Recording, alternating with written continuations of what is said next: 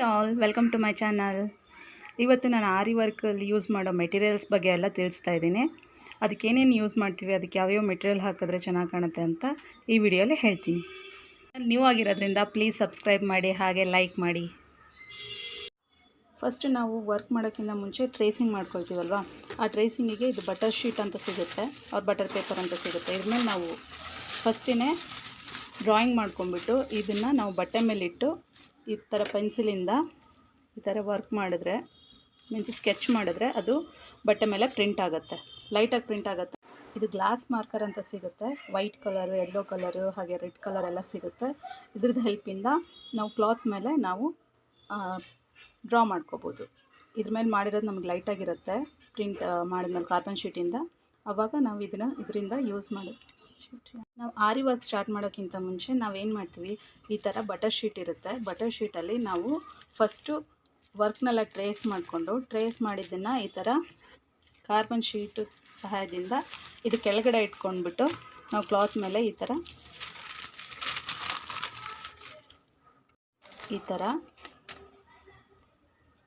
Butter sheet ಕೆಳಗಡೆ carbon sheet ಹಾಕಿಬಿಟ್ಟು cloth ಮೇಲೆ ನಾವು ಟ್ರೇಸ್ ಮಾಡ್ತೀವಿ. ಟ್ರೇಸ್ ಮಾಡಿದಾಗ ಏನಾಗುತ್ತೆ, ಬಟ್ಟೆ ಮೇಲೆ ಪ್ರಿಂಟ್ ಆಗಿರುತ್ತೆ. ಸೊ ಅದು ಪ್ರಿಂಟು ತುಂಬ ಲೈಟ್ ಇರುತ್ತೆ. ಸೊ ಅದಕ್ಕೋಸ್ಕರ ಅದನ್ನು ಬ್ರೈಟನ್ ಮಾಡ್ಕೊಳ್ಳೋಕ್ಕೆ ನಾವು ಈ ಥರ ಪೆನ್ಸಿಲ್ಸ್ ಯೂಸ್ ಮಾಡ್ತೀವಿ. ಇದು ಗ್ಲಾಸ್ ಮೆಟಲ್ ಮಾರ್ಕರ್ ಅಂತ ಬರುತ್ತೆ. ಇದರಲ್ಲಿ ಕಲರ್ಸ್ ಬರುತ್ತೆ, yellow, red and white, some colours ಸಿಗುತ್ತೆ. ನೀವು ನಮ್ಮದು ಬಟ್ಟೆ ಕಲರ್ ಆಪೋಸಿಟ್ ಕಲರ್ಸ್ ನೋಡಿಬಿಟ್ಟು ಟ್ರೇಸ್ ಮಾಡಿದ್ರೆ ಸ್ವಲ್ಪ ಡಾರ್ಕ್ ಆಗಿರುತ್ತೆ, ನಾವು ವರ್ಕ್ ಮಾಡುವಾಗ ಈಸಿ ಆಗುತ್ತೆ. ಈ ಥರ ನಾವು ಫಸ್ಟು ಬಟರ್ ಶೀಟ್ ಮೇಲೆ ಡ್ರಾಯಿಂಗ್ ಮಾಡಿಕೊಂಡು ಈ ಬಟರ್ ಶೀಟ್ ಕೆಳಗಡೆ ಈ ಥರ ಕಾರ್ಬನ್ ಶೀಟ್ ಇಟ್ಟು ಅದ್ರ ಕೆಳಗಡೆ ಕ್ಲೋತ್ ಇಟ್ಬಿಟ್ಟು ನಾವು ಟ್ರೇಸ್ ಔಟ್ ಮಾಡ್ಕೋಬೇಕು. ಆವಾಗ ಟ್ರೇಸು ಚೆನ್ನಾಗಿ ಬರುತ್ತೆ. ಈ ಟ್ರೇಸ್ ಕಲರ್ಸಲ್ಲೂ ನಮಗೆ ಕಲರ್ಸ್ ಸಿಗುತ್ತೆ, white, yellow and blue colour ಸಿಗುತ್ತೆ. ನಮ್ಮದು ಕ್ಲಾತ್ ಎಲ್ಲ ವೈಟ್ ಇದ್ದರೆ ಸ್ವಲ್ಪ ನಾವು ಯೆಲ್ಲೋ ಕಲರ್ ಮೇಲೆ ಹಾಕಬೇಕು. ಹಾಗಂತ ನಾವು ಡಾರ್ಕ್ ಬ್ಲೂ ಕಲರೆಲ್ಲ ಹಾಕಿದ್ರೆ ಅದು ಪಿಂಟ್ ಆಗಿಬಿಟ್ರೆ ತುಂಬ ಚೆನ್ನಾಗಿ ಕಾಣಲ್ಲ. ಸೊ ನಮಗೆ ಇದೆಲ್ಲ ಟ್ರೇಸಿಗೆ ಬೇಕಾಗಿರೋ ಮೆಟೀರಿಯಲ್ಸು.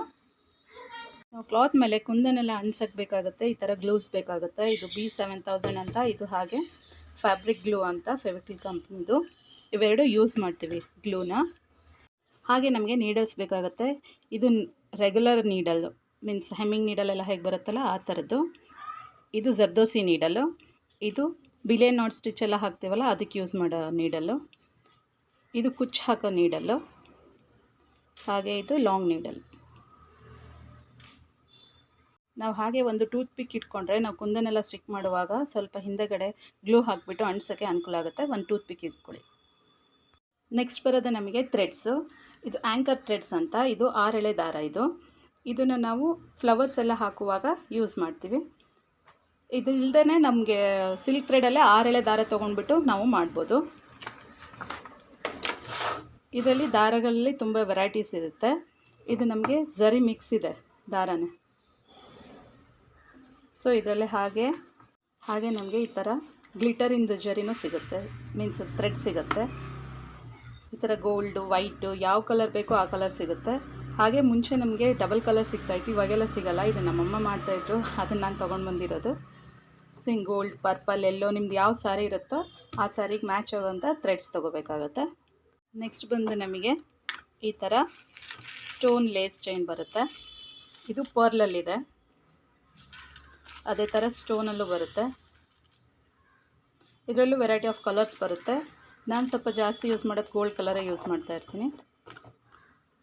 ನೆಕ್ಸ್ಟ್ ಬಂದು ವುಡನ್ ಬೀಡ್ಸು.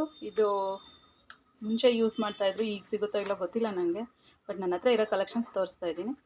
ಅದರಲ್ಲಿ ಸ್ಮಾಲ್ ಬೀಡ್ಸ್ ಬರುತ್ತೆ, ಈ ಥರ ದಪ್ಪ ಬೀಡುಗಳು ಬರುತ್ತೆ, ತಿಕ್ಕಾಗಿರೋದು.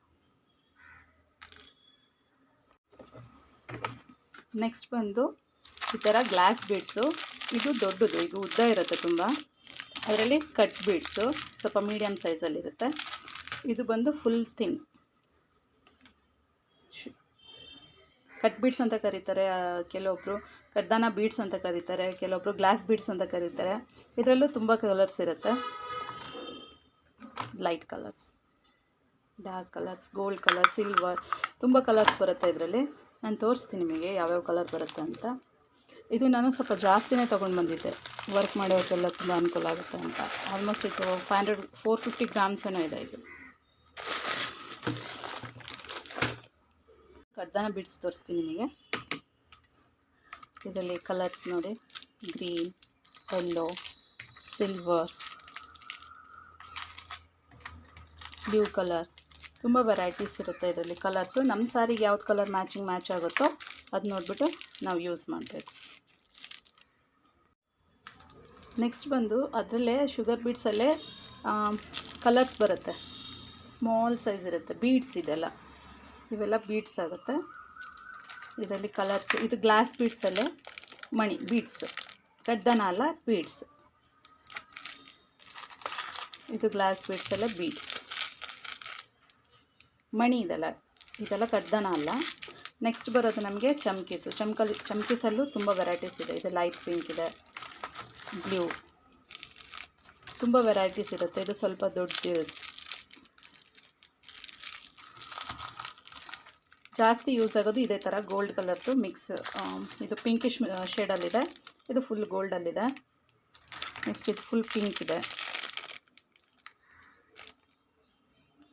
ಇದೆಲ್ಲ ಕುಂದನ್ಸು. ಕುಂದನಲ್ಲೂ ಶೇಪು ಮತ್ತು ಸೈಜಸ್ಸು ಡಿಫರ್ ಆಗುತ್ತೆ.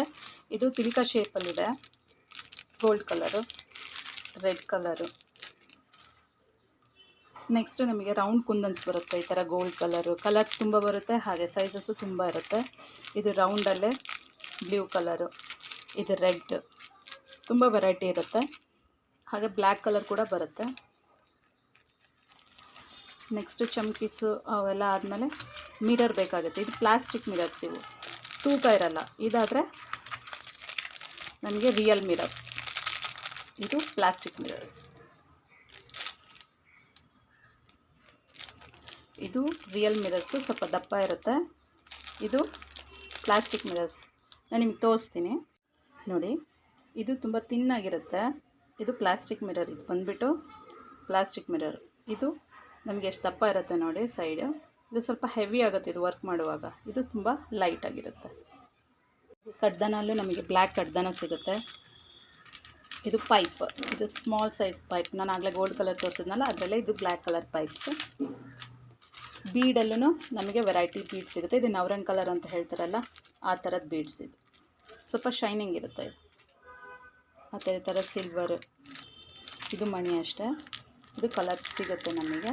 ಯಾವ ಥರ ನಮ್ಮ ಸೀರೆ ಕಾಂಬಿನೇಷನ್ ಆಗೋವಂಥದ್ದು ನೋಡಿಬಿಟ್ಟು ನಾವು ತೊಗೋಬೇಕಾಗುತ್ತೆ. ಫ್ರೇಮ್ ಕುಂದನ್ಸು, ಇದಕ್ಕೆ ಎಡ್ಜಸ್ಸಲ್ಲಿ ಫ್ರೇಮ್ ಇರಲ್ಲ. ಇದೆಲ್ಲ ಸಿಂಪಲ್ ಕುಂದನ್ಸು. ಇವಾಗ ನಾನು ತೋರಿಸೋದು ಫ್ರೇಮ್ ಕುಂದನ್ ತೋರಿಸ್ತೀನಿ. ಇದೆಲ್ಲ ಫ್ರೇಮ್ ಕುಂದನ್ನು.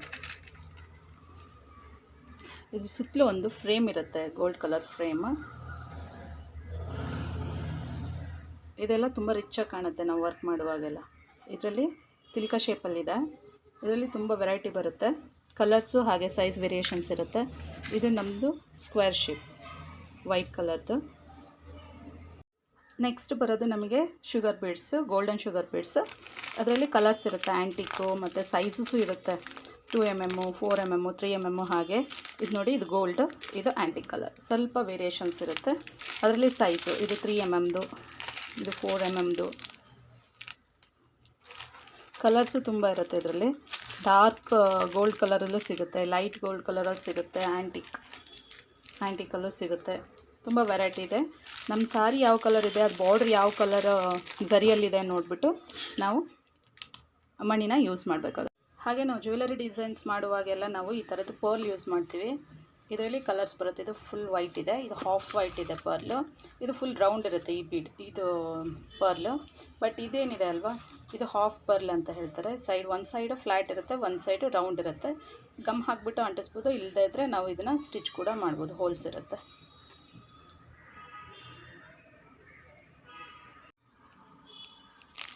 ನೆಕ್ಸ್ಟ್ ನಮಗೆ ಈ ಥರದ್ದು ಪರ್ಲ್ಸ್ ಸಿಗುತ್ತೆ, ಕಲರ್ ಪರ್ಲ್ಸ್ ಸಿಗುತ್ತೆ. ಇದು ನಾವು ನಮ್ಮ ಬ್ರೋಚಸ್ ವರ್ಕು ಸಾರಿಯಲ್ಲೆಲ್ಲ ಮಾಡುವಾಗ ಯೂಸ್ ಮಾಡ್ತೀವಿ. ನೆಕ್ಸ್ಟ್ ಈ ಥರದ್ದು ಫ್ರೇಮ್ ಕುಂದನಲ್ಲೇ ಇನ್ನೂ ಸ್ವಲ್ಪ ವೆರೈಟಿ ಸಿಗುತ್ತೆ. ಇದರಲ್ಲಿ ಸಿಲ್ವರ್ ಇರುತ್ತೆ, ಇದು ಗೋಲ್ಡ್ ಕಲರ್ ಇರುತ್ತೆ. ನಾನು ತೋರಿಸಿದ ಗೋಲ್ಡು, ಇದು ಸಿಲ್ವರು.